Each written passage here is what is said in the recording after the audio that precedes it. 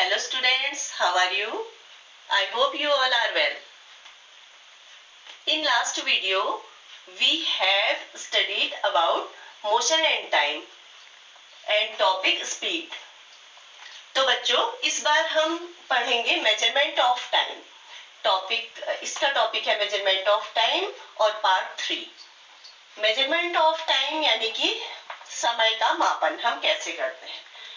In this lesson we will learn about some ancient clocks used by our ancestors.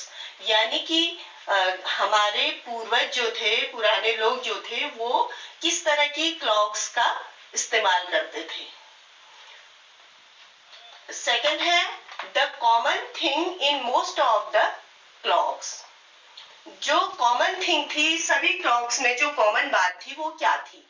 And how did the ancestors define the day, a month and a year? और हमारे जो ancestors थे या हमारे जो पूर्वज थे वो एक दिन को, एक महीने को और एक साल को कैसे डिफाइन करते थे. Students, let's start our topic. Class 6 you learned how to measure distance, but how do we measure time? Let us find out.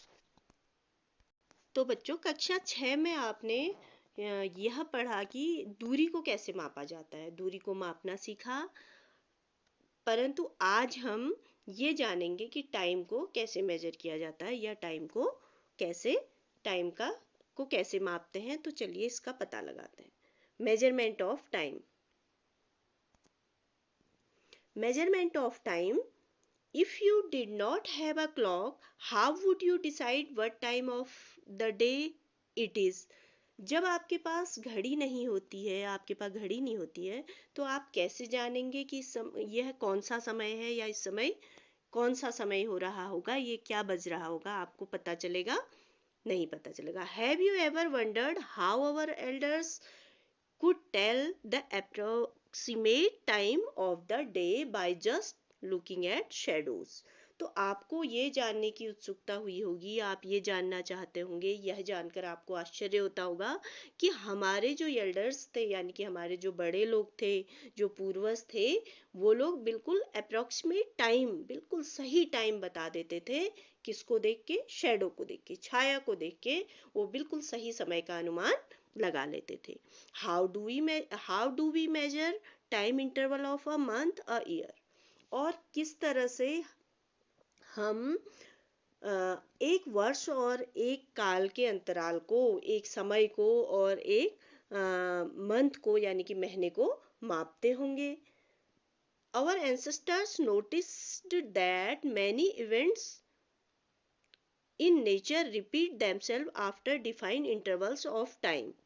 हमारे जो एंसेस्टर्स थे, फॉर एग्जाम्पल हमारे जो एंसेस्टर्स थे वो हमारे जो पूर्वज थे वो बहुत सारी चीज़ों के बारे में, प्रकृति की बहुत सारी घटनाएं निश्चित अंतरालों के पश्चात स्वयं को दोहराती हैं. ये उनको मालूम था कि बार बार वो रिपीट होती हैं और निश्चित समय अंतराल में दोबारा वो चीज़ें होती हैं.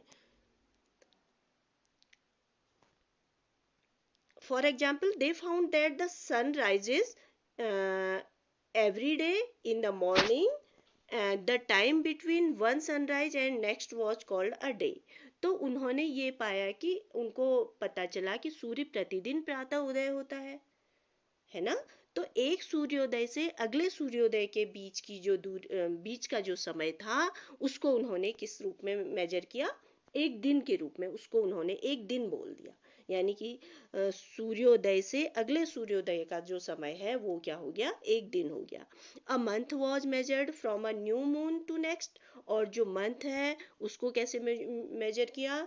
जो नया चंद्रमा होता है यानी कि अमावस्या के अगले दिन, जो अगली रात को जो छोटा सा चांद आता है, न्यू मून से नेक्स्ट न्यू मून तक का जो समय हो गया वो 1 मंथ हो गया. A year was fixed as the time taken by the earth to complete one revolution of the sun. One revolution यानी कि सूर्य को एक परिक्रमा पूरा करने में जितना सूर्य की एक परिक्रमा करने में पृथ्वी को जितना समय लगा उसको 1 ईयर के रूप में मापा गया. Often we need to measure intervals of time which are much shorter than a day. तो प्रायः हमें एक दिन में बहुत छोटे छोटे अंतरालों को मापने की आवश्यकता पड़ती है. Clocks of watch or watches are perhaps of most common time measuring devices. तो इसमें हमारे लिए जो घड़ियां हैं वो सबसे अच्छी युक्तियां हैं जिनसे कि हम समय को मेजर कर सकते हैं, छोटे छोटे टाइम को भी मेजर कर सकते हैं. Have you ever wondered how clocks and watches measure time? तो आपको कभी कभी ये जानने की उत्सुकता होती होगी कि ये घड़ियां जो हैं वो कैसे काम करती होंगी. The working of clocks is rather complex, यानी कि जो ये घड़ियों की जो कार्यविधि है वो बहुत जटिल होती है, सरल नहीं होती है, काफी जटिल होती है. But all of them make use of some periodic motion, लेकिन उनमें सब घड़ियों में एक बात कॉमन होती है कि वो पीरियोडिक मोशन करती हैं. सभी घड़ियां पीरियोडिक मोशन करती हैं, यानी कि सभी घड़ियों में आवर्ती गति होती है. One of the most well known periodic motion is that of a simple pendulum. और सबसे ज्यादा जो आवर्ती गति या पीरियोडिक मोशन का सबसे अच्छा जो उदाहरण है वो एक सरल लोलक कहलाता है, या उसको कहते हैं सिंपल पेंडुलम. पेंडुलम आपने देखा होगा, दीवार घड़ी के नीचे जो एक डंडा लगा होता है और एक पेंडुलम सा होता है, वो आगे पीछे घूमता है, तो उसे पेंडुलम कहते हैं. और वो निश्चित समय अंतराल में, ये देखिए वो वॉल क्लॉक है और इसमें पेंडुलम लगा है. तो ये जो पीरियोडिक मोशन है इसका सबसे अच्छा उदाहरण पेंडुलम है. तो इस तरह से तो बहुत सारी पेंडुलम क्लॉक्स का यूज हम लोग करते हैं, but many times measuring devices were used in different part of the world before the pendulum clocks became popular. तो जब लोलक वाली घड़ियां यानी कि पेंडुलम घड़ियां हमारे पास नहीं थी, उस समय प्रचलित नहीं थी, तब संसार के विभिन्न भागों में समय को मापने के लिए बहुत सारी क्लॉक्स का इस्तेमाल किया जाता था. ये पॉपुलर क्लॉक्स कौन कौन सी होती थी? Sundials, water clocks and sand clocks, यानी कि धूप घड़ी, जल घड़ी और रेत घड़ी. ये युक्तियां उस समय, इस तरह की घड़ियों का उस समय प्रचलन था. Different designs of these devices were developed in different part of the world. तो इस तरह की जो युक्तियां थी, इस तरह की जो डिवाइसेस थी, वो संसार के विभिन्न भागों में प्रचलित थी. सनडायल का एक बहुत अच्छा उदाहरण जंतर मंतर दिल्ली में है. और देखिए ये चित्र में आप देख रहे हैं, यहाँ पे सनडायल या धूप घड़ी का प्रयोग, अभी भी धूप घड़ी लगी हुई है. और इसमें क्या होता है कि सूर्य जैसे छाया जैसे जैसे बनती जाती है वैसे वैसे हमें टाइम दिखाई देता है, क्योंकि एक जो छाया के लिए एक डंडा लगा होता है और वो अपना प्रतिबिंब टाइम पे बनाते रहता है. तो इस तरह से जैसे जैसे छाया आगे बढ़ती है और प्रतिबिंब आगे बढ़ता है, उससे हम टाइम को मेजर करते हैं. इसी तरह से देखिए ये एक रेत घड़ी, या इसे कहते हैं, इसे रेत घड़ी भी कहते हैं, और इसे बोला जाता है सैंड वॉच. तो सैंड वॉच जो होती है या रेत घड़ी जो होती है, वो देखिए सैंड क्लॉक, ये ऐसे काम करती है कि इसमें बहुत मतलब एक टाइम फिक्स करके उसमें रेत भर दी जाती है.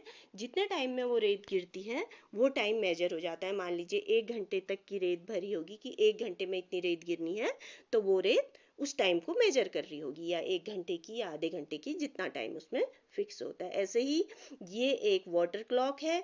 वाटर क्लॉक जो होती है उसमें पानी जिस तरह से आता था बूंदों के रूप में या छोटे छोटे पतली पतली धार के रूप में आता था, और वो पानी किसी निश्चित टाइम को मेजर कर रहा होता था. तो इस तरह की डिवाइसेस उस टाइम यूज होती थी, क्लॉक्स यूज होती थी. तो बच्चों आज हमने ये पता किया, ये जाना कि किस तरह से हमारे एंसेस्टर्स जो थे वो बहुत सारी क्लॉक्स को यूज करते थे. अब इनके बारे में कुछ क्वेश्चंस बना लो.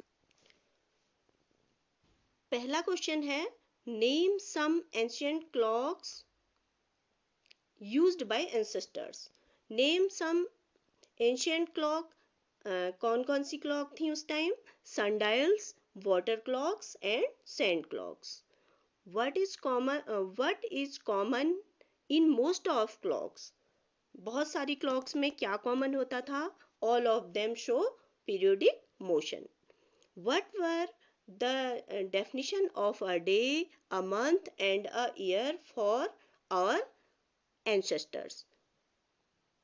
डे की डेफिनेशन थी time between one sunrise and the next, month time between one new moon to next, year time taken by earth to complete revolution of the sun.